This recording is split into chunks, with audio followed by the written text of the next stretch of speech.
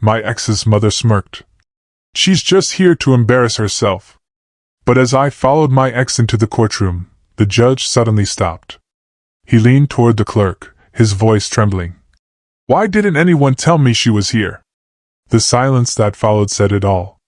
Can you imagine walking into a courtroom, your heart pounding, only to see the man who destroyed your life, your ex-husband, smirking, surrounded by expensive lawyers, absolutely convinced he'd buried you with his lies? He thought he'd taken everything. But that day, when a retired federal judge quietly took his seat behind me, the presiding judge's hand trembled, his whisper barely audible. Why didn't anyone tell me she was here? That was the moment everything changed. My name is Clara Monroe. I was 29, and for 3 long years, Ethan had painted me as unstable, vindictive, and unfit. He'd torn my reputation to shreds, stolen my career, and tried to snatch away the only family I had left, my little sister, Leah. He thought he'd won.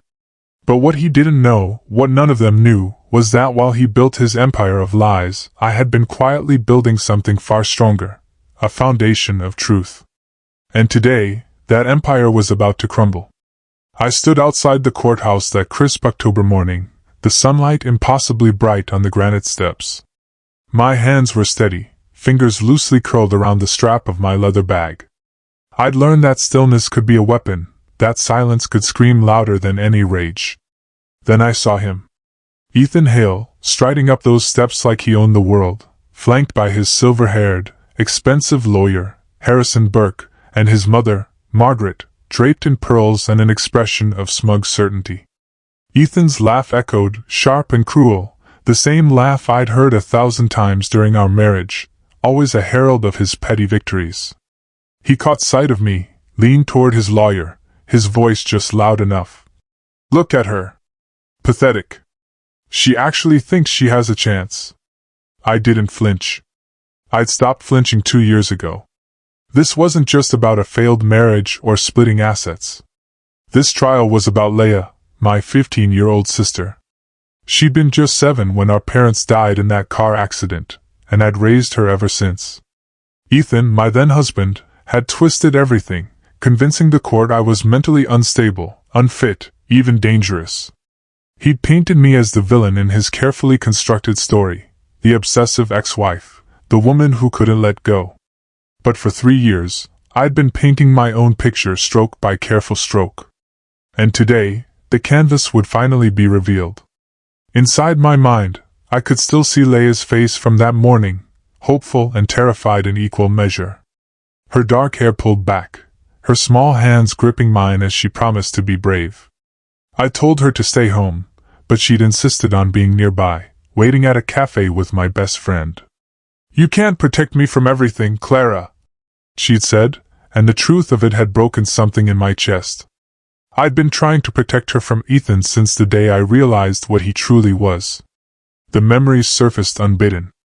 Ethan, during our marriage, all charm and calculated affection. He'd isolated me so gradually, so subtly, I hadn't even noticed until I was completely alone. First, it was gentle suggestions that I didn't need to see my college friends so often. Then, questioning why I needed my own bank account when we were building a life together. The subtle comments about my work, my decisions, my thoughts, always delivered with a smile that made me question if I was being too sensitive. When Leah came to live with us, I'd hoped she might soften him. Instead, she became another tool for control. She needs stability, he'd said. Consistency.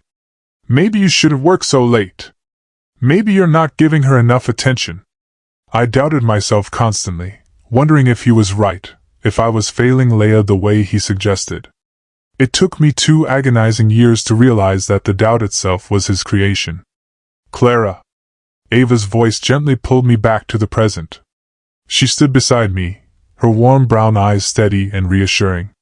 As a paralegal, she knew courtrooms the way I knew blueprints, every angle, every structural weakness.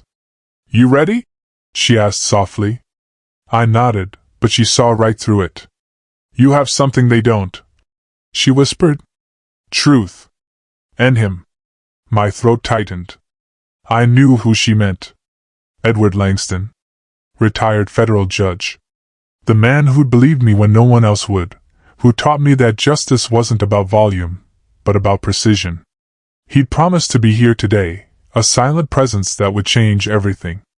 But I didn't say his name aloud. Not yet. We walked into the courthouse, through security, down the marble hallway that smelled of floor polish and old paper. Ethan's lawyer, Harrison Burke, stood near the courtroom doors, chest puffed out, speaking loudly to a cluster of colleagues. Judge Weston always sides with families of reputation, he declared, glancing our way with barely concealed contempt. This will be over before lunch. I kept my gaze low, my expression neutral. Let him think I was afraid. Let them all think I was the broken woman Ethan had described in his filings.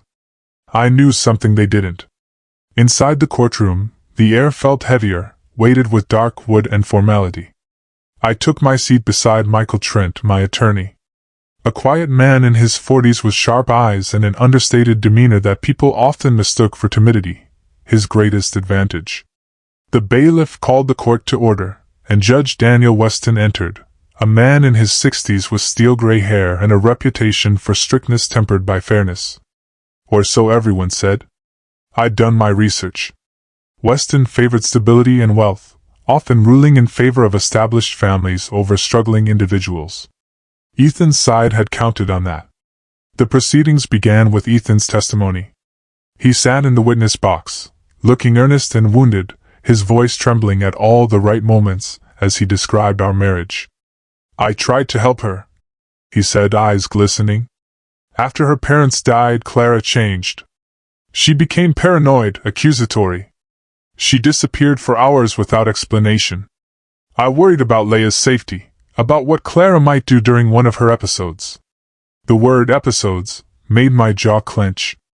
There had been no episodes. There had been late nights gathering evidence, meeting with Edward, meticulously building the case that would free both Leia and myself from Ethan's web. His lawyer presented doctored photographs, me looking disheveled in one, angry in another. All taken out of context, twisted into proof of instability. Emails I'd written were cherry-picked, words twisted to make me seem obsessive. The gallery murmured sympathetically. Margaret dabbed at her eyes with a handkerchief, playing the concerned grandmother to perfection. I sat perfectly still, watching it all unfold, a calm I barely recognized myself possessing. When Michael stood for cross-examination, he did something unexpected. He asked for a brief recess before presenting our case. Harrison Burke shot to his feet. Objection, Your Honor! The defense is stalling. But Judge Weston, perhaps sensing the unusual nature of Michael's request, allowed it. During the recess, Margaret leaned toward Harrison, her voice dripping with disdain. What's she waiting for? A miracle? I turned slightly, just enough to meet her eyes. The words came out calm, quiet. Certain. No. I'm waiting for him to arrive. The confusion that bloomed on her face was almost worth 3 years of suffering. Almost. Midway subscribed line asterisk honestly. At this point, my head was spinning. The sheer audacity of it all. By the way, if you're as hooked as I was in that moment, please hit that subscribe button. You won't want to miss what happens next. The black sedan pulled up outside the courthouse at exactly 10:43 a.m. I knew, because I'd been watching the clock, counting down the minutes until Edward Langston would walk through those doors and change everything. Inside the courtroom, the recess had ended, and Ethan was back on the stand, spinning his narrative with renewed confidence. He described a night I'd supposedly thrown dishes during an argument, how Leia had cowered in her room, terrified. It was complete fiction, but he told it with such conviction that I saw Judge Weston lean forward, concerned.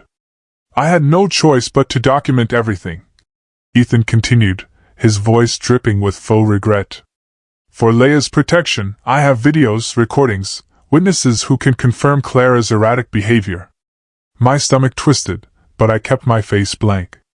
Michael had warned me about this. Ethan would try to bury me in manufactured evidence, hoping I'd crack under the pressure. But I'd been preparing for 3 years. I knew how to breathe through the lies. Judge Weston was listening intently, his expression grave. His reputation preceded him, strict but fair, they said. Though I'd learned he had a tendency to favor families with established wealth and social standing. The Hales fit that description perfectly: old money, community ties, charitable foundations that bore their name. I was just Clara Monroe, the architect who'd lost her professional reputation when Ethan framed me for his crimes. The unstable widow who couldn't hold her life together after tragedy. That was the story everyone knew. But stories I knew could be rewritten. Michael stood, adjusting his glasses in that careful way he had. Your Honor, the defense would like to call an additional advisor to review the evidence before cross-examination. Harrison Burke exploded out of his seat. That's highly irregular, Your Honor. The witness list was submitted weeks ago. This is ambush tactics. Judge Weston frowned, but after a moment's consideration, he nodded slowly. I'll allow it, but Mr. Trent, this is the only irregularity I'm permitting today. Understood, Your Honor. The courtroom doors opened. I didn't turn around immediately. I wanted to savor this moment, the last seconds before everything shifted. I could feel the change in the air, the subtle tension that preceded revelation. Then I turned. Edward Langston walked down the center aisle with the quiet authority of a man who'd spent 30 years interpreting the law at its highest levels. He was in his mid-50s, dressed in an impeccable, understated dark suit, his silver hair neatly trimmed. There was nothing flashy about him, no dramatic entrance, no theatrical gestures. He simply walked forward and took a seat directly behind me in the first row of the gallery. Harrison Burke frowned, studying him with narrowed eyes. He didn't recognize Edward. Why would he? Edward had been retired for 5 years, had deliberately kept a low profile during his career, preferring to let his rulings speak rather than seeking publicity. But Judge Weston recognized him. I watched Weston's face from the corner of my eye and saw the exact moment recognition hit. His hand, reaching for his water glass, froze mid-motion. His eyes widened fractionally, and his lips parted as though he wanted to speak but couldn't find the words. Then, in a voice barely above a whisper, he turned to his clerk and said, "Why didn't anyone tell me she was here?" The pronoun was wrong. He meant to say he, but the shock had rattled him. The clerk looked confused, glancing around the courtroom as murmurs rippled through the gallery. Edward simply sat, hands folded in his lap, and gave me the smallest nod, just the corner of his mouth lifting into something that might have been a smile. Margaret's smug expression had vanished. She leaned toward Ethan, whispering urgently, but he looked just as confused as everyone else. Only Judge Weston understood what Edward's presence meant. I'd met Edward 3 years ago, during the darkest period of my life. Ethan had just left me, taking Leia with him and filing papers that painted me as dangerous. My architectural license was under review after discrepancies appeared in projects I'd worked on, discrepancies Ethan had manufactured, using my credentials to funnel money through fake construction contracts. I was drowning, and everyone thought I'd done it to myself. Edward had been reviewing cases for a federal inquiry into construction fraud, unpaid work he did because he believed in justice, and my name appeared in the files. He'd read my testimony, seen the timeline, and recognized the pattern of financial abuse and gaslighting. He'd reached out to me through a mutual connection, met me at a coffee shop, and asked me one question. Do you want justice, or do you want revenge? I told him the truth. I want my sister back, and I want my name cleared. He'd studied me for a long moment, then nodded. Then we'll build the case properly, quietly. And when the time comes, the truth will speak for itself. For 3 years, he'd guided me, teaching me how to gather evidence legally, how to document everything, how to be patient when every instinct screamed to act. He taught me that justice wasn't loud, it was deliberate. And now he was here, and Judge Weston knew that everything was about to change. Ethan's confidence had faltered. He kept glancing back at Edward, trying to understand why the judge looked so unsettled. Harrison Burke cleared his throat. Your Honor, may we continue? Weston blinked, pulled himself together. Yes, of course, Mr. Hale, please continue your testimony. But something had shifted. The judge's questions were sharper now, more probing. When Ethan described my supposed instability, Weston asked for specific dates, concrete examples, documentation beyond the photos and emails. Ethan stumbled over his answers, and I saw the first crack in his facade. Margaret leaned forward, her knuckles white against the gallery railing. She'd built her family's reputation on control and appearances, and she could feel that control slipping away. Michael caught my eye and gave me the slightest nod. The plan was unfolding exactly as we'd designed it. When Ethan finally stepped down from the witness stand, he walked past me and hissed under his breath, "Who is that man?" I looked up at him, my expression serene. "So," I said quietly, "it was a masterful performance." If I hadn't lived through the reality, Margaret's cold dismissal of my concerns, her active participation in isolating me from family and friends, her gleeful reinforcement of every lie Ethan told, I might have believed her myself. Harrison called 2 more character witnesses, both friends of the Hale family, both describing me as unstable, jealous, and vindictive. They painted a picture of a woman spiraling out of control, unable to cope with grief, turning her pain outward toward her innocent husband. I sat through it all, my hands folded in my lap, my breathing steady. Michael had prepared me for this. "They'll try to bury you in narrative," he'd said. "Let them, because every lie they tell gives us an opening." When the character witnesses finished, Judge Weston turned to Michael. "Does the defense wish to cross-examine?" "No, Your Honor, but we would like to call Clara Monroe to make a statement." Harrison leaped up. "Objection! Ms. Monroe is the plaintiff. She can't simply make unstructured statements." "I'll allow it," Weston interrupted, his eyes flicking briefly to Edward. "But keep it brief, Mr. Trent." I stood and walked to the witness box, my legs steady despite the pounding of my heart. I'd rehearsed this moment 100 times, but now that it was here, the weight of 3 years pressed down on me.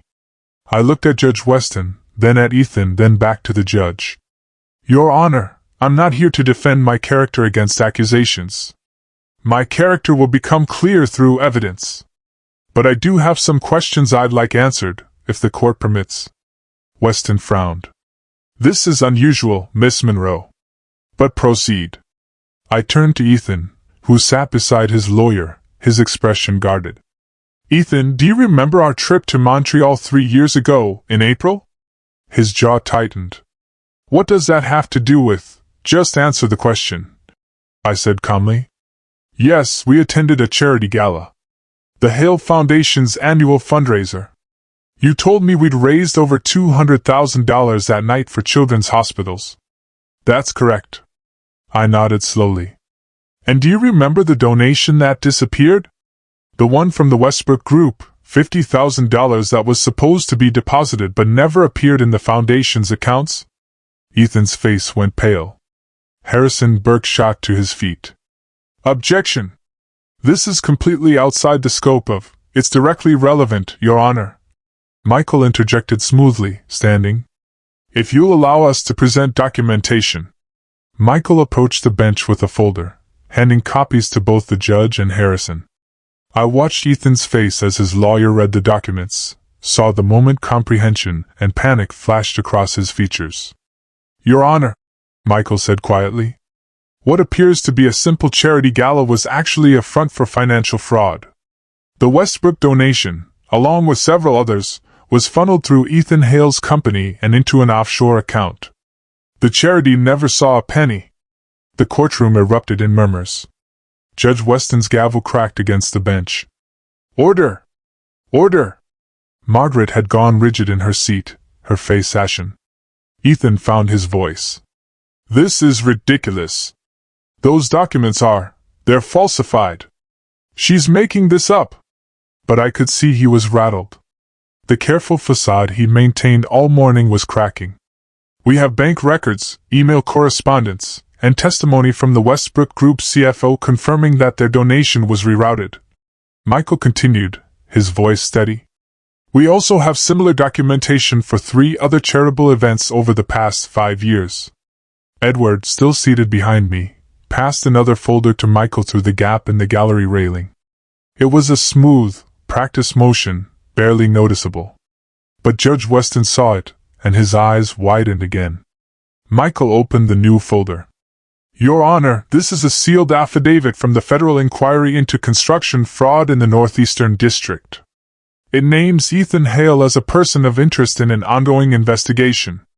The courtroom exploded. Harrison was shouting objections. Margaret was on her feet, and Ethan had gone completely white.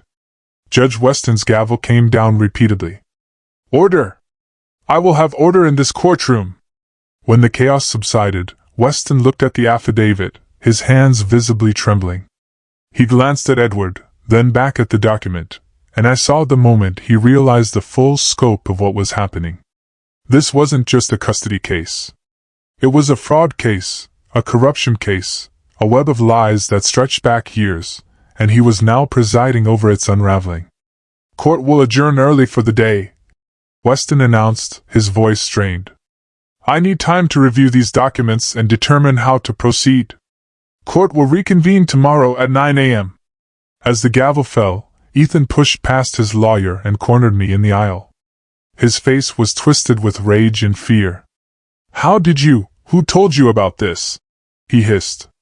I looked up at him, this man who had tried to destroy me, and felt nothing but cold certainty.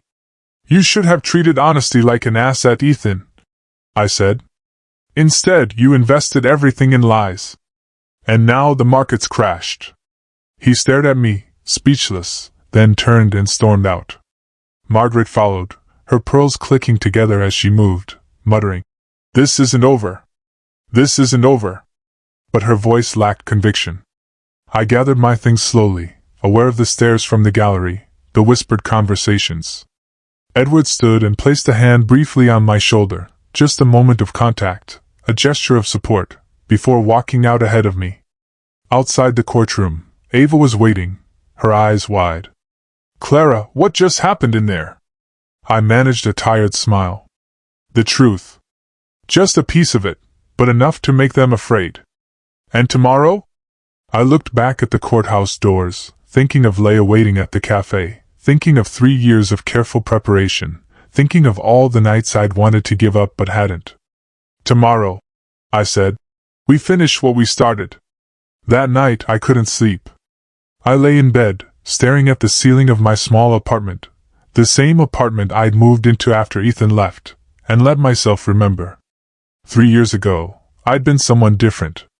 Clara Hale, married to a man I thought I knew, working at Brennan & Associates as a junior architect on a federal project, a new community center that would serve 3 underserved neighborhoods.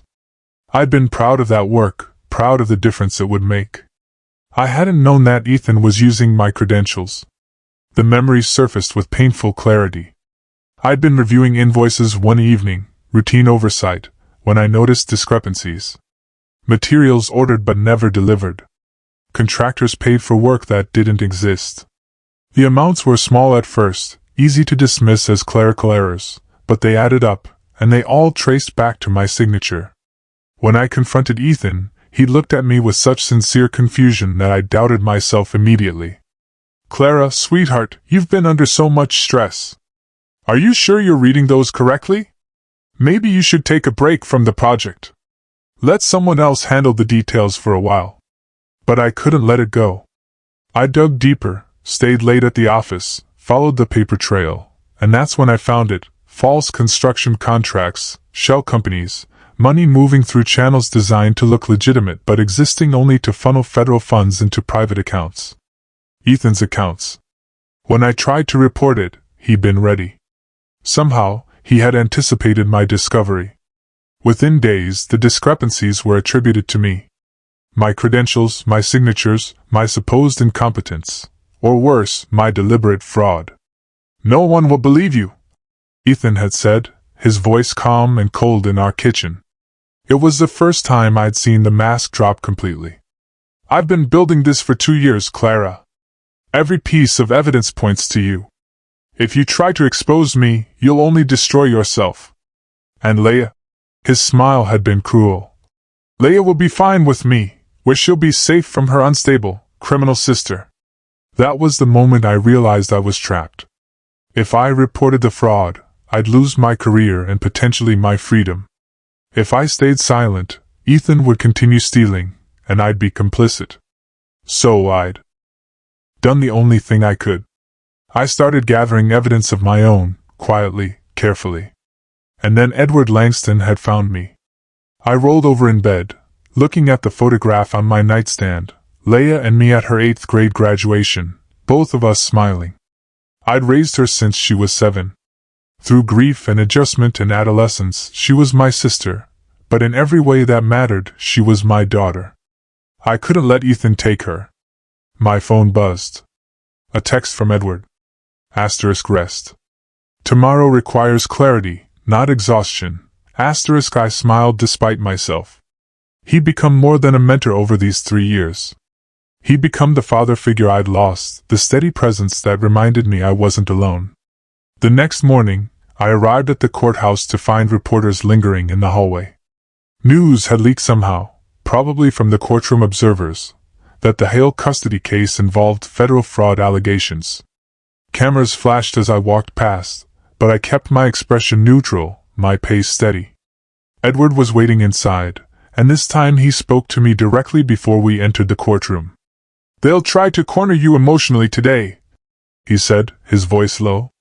"Burke will paint you as vindictive, as a woman scorned, seeking revenge through false accusations. Don't let them." "I won't." "And Clara," he met my eyes, "what you're doing here, it's not just about winning. It's about reclaiming yourself. Remember that."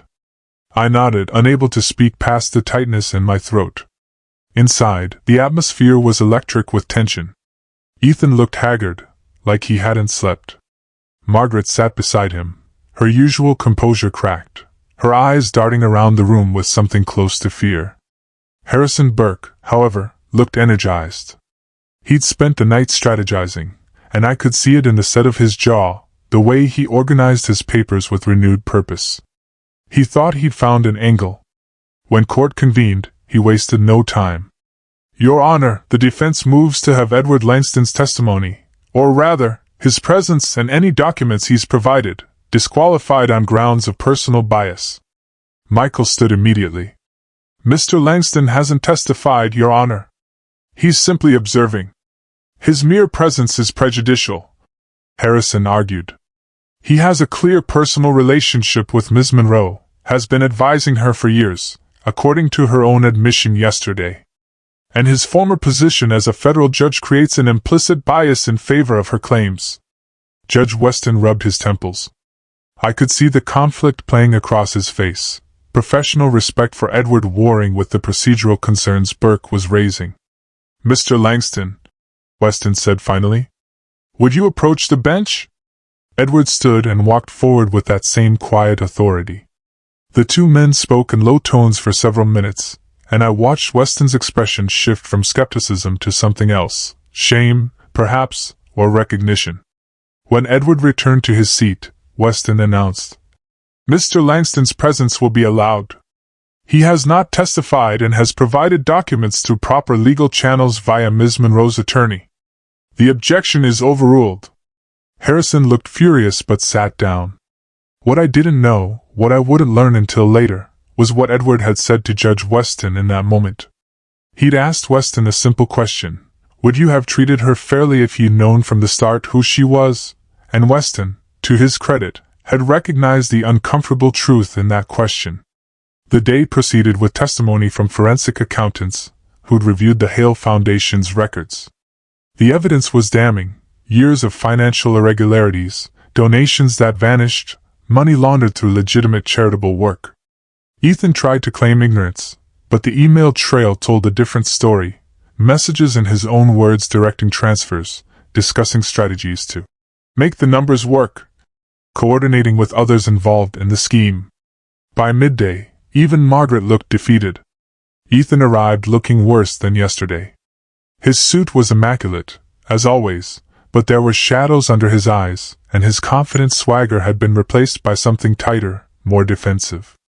He avoided looking at me completely, which told me more than any confrontation could have. He was afraid. Margaret walked beside him, her face set in hard lines. Gone was the concerned grandmother act. Now she just looked angry, her jaw clenched so tight I could see the muscle jumping beneath her skin. Edward was already in the courtroom when I entered, seated in his usual spot in the first row of the gallery. His presence had become a touchstone for me. Every time doubt crept in, I glanced back and saw him there, steady and certain. He gave me a small nod as I took my seat beside Michael. "Ready?" Michael asked quietly. I nodded. We'd spent last night preparing for today's session. Michael had explained that we were reaching the critical point where evidence would either coalesce into undeniable truth or fragment into reasonable doubt. "They're going to fight hard today," he'd warned. "Burke knows this is his last chance to control the narrative." Judge Weston entered, and I studied his face as he settled into his chair. He looked like he'd aged years in the past few days. There was a heaviness to his movements, a reluctance that hadn't been there at the start of the trial. He called the court to order, and Harrison Burke immediately requested to speak. "Your Honor, the defense would like to reopen proceedings with a motion to dismiss the financial allegations as irrelevant to the custody matter at hand." "Denied," Weston said so quickly that Burke blinked in surprise. "The financial improprieties go directly to character and fitness as a guardian. Continue with your case, Mr. Burke." Burke's jaw tightened, but he nodded. When he stood to address the court, his tone was more aggressive than I'd heard before. "Your Honor, what we're witnessing is a classic case of a vindictive woman using emotional manipulation and theatrical accusations to destroy a man's reputation. Clara Monroe is not here seeking justice. She's seeking revenge."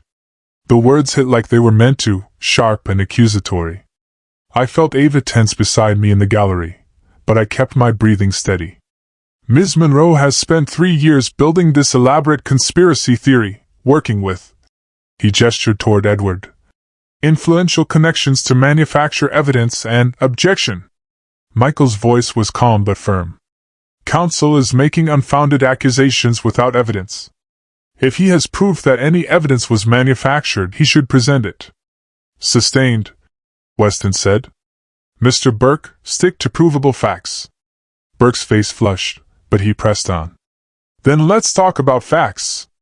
We'd like to submit new evidence, courtesy of a more thorough investigation into Ms. Monroe's activities over the past 3 years. My stomach dropped.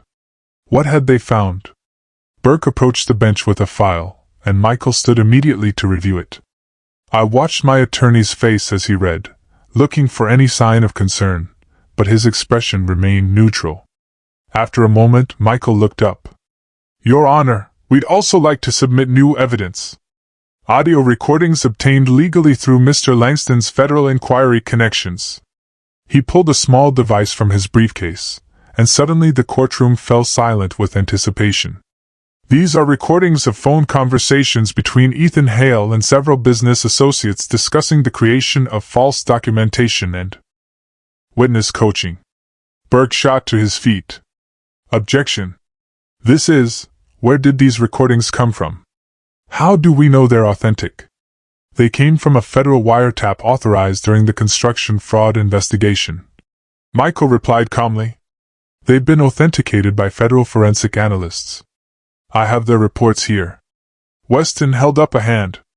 "I want both sets of evidence submitted for my review. We'll take a short recess while I examine them." As the judge disappeared into his chambers, the courtroom erupted into frantic whispers. Ethan leaned toward Burke, speaking urgently, his face pale. Margaret had her hand on his arm, squeezing so hard her knuckles were white. I turned to look at Edward, and he mouthed 2 words. "Stay calm." The recess felt endless. Ava brought me water that I couldn't drink. My hands were steady, but my heart was racing. Everything hinged on what happened next, whether the judge would allow the recordings, whether Burke's counter-evidence would undermine our case. When we reconvened 20 minutes later, Judge Weston looked grim. "Mr. Burke's evidence consists of testimony from 3 individuals claiming Ms. Monroe contacted them seeking false testimony against Mr. Hale.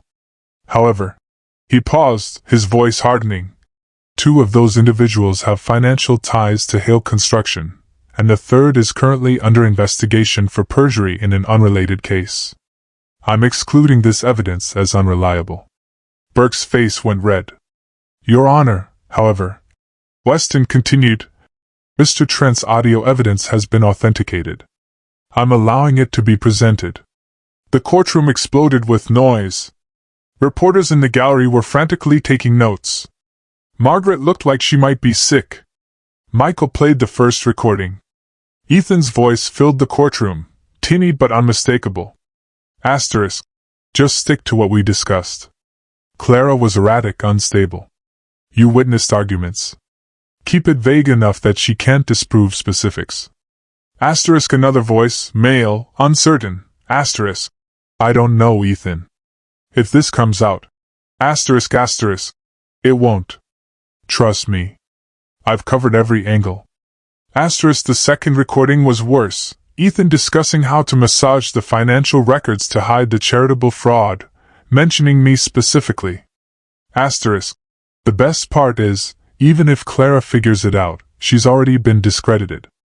No one will believe her. Asterisk. I watched Ethan as the recordings played. His face had gone from pale to ashen, and his hands were shaking. He looked like a man watching his entire world collapse, because it was. When the recordings ended, the silence in the courtroom was deafening. Then Judge Weston spoke, his voice tight with barely controlled anger. Mr. Hale, would you care to explain these recordings? Ethan stood slowly, and I saw him struggling to find his footing, to locate the charm and confidence that had always been his shield. Your Honor, those conversations, they're taken out of context. I was speaking hypothetically, discussing worst-case scenarios with, you were coaching witnesses to lie. Weston interrupted coldly. You were conspiring to commit perjury in my courtroom. No, sit down, Mr. Hale. Ethan sat. And for the first time since I'd known him, he looked truly defeated. Burke tried to salvage something. Your Honor, while these recordings are concerning, they don't change the fundamental question of custody. They change everything, Mr. Burke. Weston said, cutting him off. They speak directly to your client's character, his honesty, and his fitness as a guardian. I felt something loosen in my chest, something that had been wound tight for 3 years. This was happening. The truth was finally breaking through. During the lunch recess, Ethan cornered me in the hallway outside the restrooms. His face was twisted with desperation and rage. You think you've won? He hissed. You think this is over? I met his eyes steadily. I think you built your lies like glass walls, Ethan. And they're cracking. Everything I did for us. The money, the opportunities. I was building a future. You were building a prison, I said quietly. And the only person you've trapped is yourself. He stared at me, and I saw the moment something broke in him, the last vestige of his self-delusion shattering. Then he turned and walked away, shoulders hunched, looking smaller than I'd ever seen him. When the afternoon session began, the atmosphere had shifted completely. Even Burke seemed to have lost his fighting spirit, going through motions more than mounting a defense. Michael presented testimony from Colin Vance, Ethan's former business partner, who detailed the fraud scheme in devastating clarity. The charitable foundations, the construction contracts, the offshore accounts, all of it laid bare. Margaret sat frozen in the gallery, tears streaming silently down her face. The family reputation she'd guarded so fiercely was being destroyed in real time. As the day drew to a close, Judge Weston announced, "We'll reconvene tomorrow for final arguments and my decision. Until then, court is adjourned."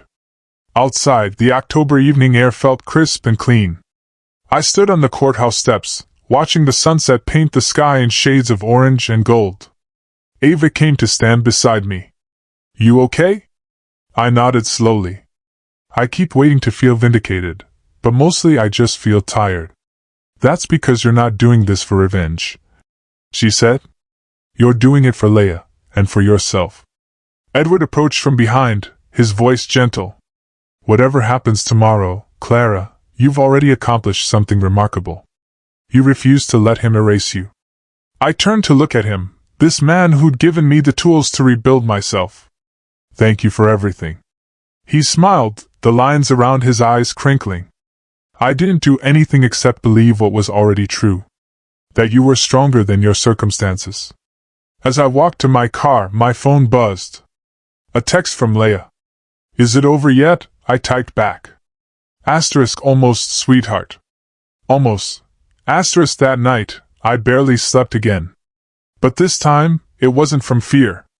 It was from the strange, unfamiliar feeling of hope, fragile as glass, but growing stronger with every breath. I wouldn't learn about this until later, but Edward told me what happened that night. Judge Daniel Weston sat alone in his chambers long after everyone else had left the courthouse. The building was silent, except for the distant hum of cleaning equipment and the occasional echo of footsteps in the hallway. He'd pulled out old case files, going back 3 years of decisions, looking for the one case that had haunted him since Clara Monroe had walked into his courtroom. He found it, buried in a stack from 3 years ago, a preliminary complaint filed by Clara Brennan, my married name then, regarding financial discrepancies at Brennan and Associates. The report was thorough, detailed, clearly written by someone who understood architecture and construction finance. Weston had dismissed it with barely a glance. Insufficient evidence to warrant federal review. His notes read. He'd passed it back to the state level, where it had disappeared into bureaucratic limbo. If he'd read it properly, if he'd paid attention to the patterns Clara had identified, the entire fraud scheme might have been stopped years ago. Leah might never have been taken from her sister. Clara's reputation might never have been destroyed. And Weston would have to live with that knowledge. The next morning, I arrived at the courthouse to find the media presence had tripled. News vans lined the street.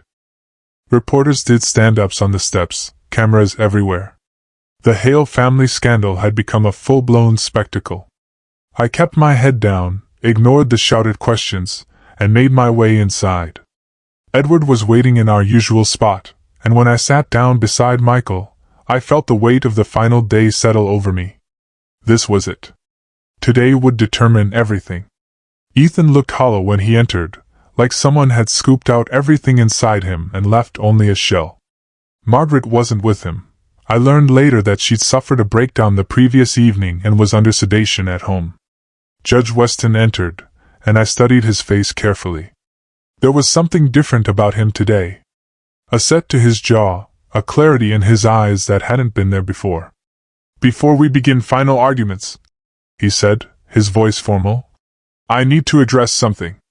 Mr. Langston, would you approach the bench? Edward stood and walked forward. The two men spoke in low tones for several minutes, and I saw Weston's expression shift through several emotions: shame, resignation, determination. When Edward returned to his seat, Weston turned to address the court. I want to state for the record that I have a personal connection to this case that I was not initially aware of. 3 years ago, I reviewed a preliminary complaint filed by Ms. Monroe, then Ms. Brennan, regarding financial irregularities. I dismissed that complaint without proper investigation. The courtroom erupted in murmurs. Burke looked stunned. I have consulted with Mr. Langston and with the State Ethics Board, Weston continued. And while there is no legal requirement for me to recuse myself, I want to acknowledge this conflict openly. My failure 3 years ago does not excuse itself, but I am committed to ensuring that justice is served in this courtroom today. I felt tears prick my eyes.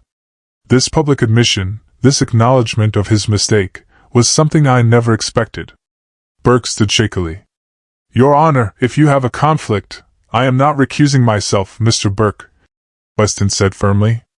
I am ensuring transparency. Now, shall we proceed with closing arguments? Burke's jaw tightened, but he nodded. Burke's closing was weak, grasping at straws. He tried to paint Ethan as a flawed but caring man who'd made mistakes, who deserved a chance at redemption, who loved his family. But the words rang hollow in light of everything that had been revealed. When Michael stood for our closing, he was eloquent and precise. Your Honor, this case began as a custody battle. But what it has revealed is a systematic campaign of fraud, manipulation, and abuse. Ethan Hale didn't just steal money. He stole Clara Monroe's reputation, her career, and very nearly her sister. He tried to erase her. Michael turned to look at me, and I felt the weight of his next words before he spoke them. But Clara refused to be erased. She spent 3 years building a case, not out of vengeance, but out of love. Love for her sister, love for truth, and ultimately, love for the person she refused to let Ethan destroy, herself. The courtroom was absolutely silent. The question before this court is simple, Michael concluded. Who should raise Leah Monroe? A man who has been proven to lie, steal, and manipulate? Or the woman who raised her with integrity, even while her own world was falling apart? He sat down, and Judge Weston nodded slowly. I'll need time to deliberate. Court is adjourned until 2 p.m. Those 3 hours were the longest of my life. Ava and I sat in a small cafe 2 blocks away, either of us able to eat. Edward had excused himself, saying he needed to make some calls, but I suspected he just wanted to give me space. My phone rang. It was Leah. Clara? Her voice was small, frightened. What's happening? The judge is deciding, I said, fighting to keep my voice steady. We'll know soon. I want to come home, she whispered. I want to be with you. Soon, sweetheart. I promise. When we returned to the courthouse at 2 p.m., the courtroom was packed. Every seat filled, people standing along the walls. The air felt electric with anticipation. Judge Weston entered, carrying a folder. His face was grave, unreadable. I've reviewed all the evidence presented in this case, he began. And I've had to confront some uncomfortable truths about the parties involved, about the systems we trust, and about my own failures. He paused, looking directly at me. Miss Monroe, 3 years ago, you came to the justice system seeking help, and the justice system failed you. I failed you. I dismiss your complaint without proper consideration, and in doing so, I allowed the fraud and abuse to continue. My breath caught. But you didn't let that failure define you. You built your case carefully, legally, with patience and determination. You proved that justice, while sometimes delayed, can still prevail. He opened the folder. In the matter of custody of Leah Monroe, I am granting full legal guardianship to Clara Monroe, effective immediately. The courtroom exploded. I heard Ava cry out behind me. Felt Michael's hand on my shoulder, but I couldn't move. Couldn't breathe. I'd won. Leah was coming home. Furthermore, Weston continued, his voice cutting through the noise, I am referring Ethan Hale's case to federal prosecutors for criminal charges of fraud, perjury, and falsification of documents. Mr. Hale, you will surrender yourself to federal custody within 24 hours. Ethan didn't move. He just sat there, staring at nothing, completely broken. Mr. Burke, Weston added, I strongly suggest you resign from this case before you face potential charges as an accessory. Burke gathered his papers with shaking hands and left without another word. As the gavel fell, I finally allowed myself to cry. 3 years of held-back tears. 3 years of pain and fear and desperate hope, all flooding out at once. The aftermath was chaos. Reporters swarmed the courthouse steps, shouting questions. Federal marshals entered to take custody of Ethan, though they'd granted him the 24 hours to turn himself in. I pushed through it all, Ava on one side, Michael on the other, until I reached the street where my car was parked. And there, leaning against the lamppost, was Leah. She saw me and ran. We collided in the middle of the sidewalk, and I held her tighter than I'd ever held anyone, feeling her sobs against my shoulder. I'm sorry, she kept saying. I'm so sorry I couldn't stop him. Sure, sweetheart. None of this was your fault. None of it. We stood there for a long time, just holding each other while the world moved around us. That evening, back in my apartment, our apartment now, Leah and I sat on the couch eating takeout Chinese food. Everything felt surreal, like I might wake up and find it had all been a dream. What happens to Ethan? Leah asked quietly. I considered how to answer. She was 15, old enough for truth. He'll go to trial for the fraud. He'll probably go to prison. She nodded slowly. Good. I know that sounds terrible, but good. It doesn't sound terrible, I said. It sounds honest. We ate in comfortable silence for a while. Then Leah spoke again. I knew you'd come for me. Even when he said you were crazy, that you'd given up. I knew you wouldn't. I could never give up on you, Leah. Never. Over the next few days, the full extent of the Hale family's fall became clear. Federal investigators raided Hale Construction's offices and the Hale Foundation headquarters. Bank accounts were frozen. Business partners were being questioned. Margaret Hale, still under sedation, was reportedly being investigated for her role in the fraud scheme. Several of their society friends were implicated as well, people who'd participated in the fake charitable galas, who'd helped launder money, who'd looked the other way for years. The family name that Margaret had guarded so fiercely was now synonymous with corruption and fraud. I felt no satisfaction in their downfall, just a quiet, tired relief that it was over. A week after the verdict, Edward invited me to lunch at a small Italian restaurant downtown. We sat in a corner booth, and he ordered wine, even though it was barely noon. You're celebrating, I observed. We're celebrating, he corrected. You did something remarkable, Clara. I had help. I couldn't have done any of it without you. He shook his head. I gave you tools. You did the work. All those late nights gathering evidence, maintaining your composure under impossible pressure, never letting anger or revenge cloud your judgment. That was all you. Why did you help me? I asked suddenly. Really? You'd been retired for years. You could have ignored my case like everyone else did. Edward was quiet for a moment, swirling his wine. 20 years ago, my daughter was in an abusive marriage. She tried to leave, tried to get help, but her husband was wealthy, connected. Every door she turned to closed in her face.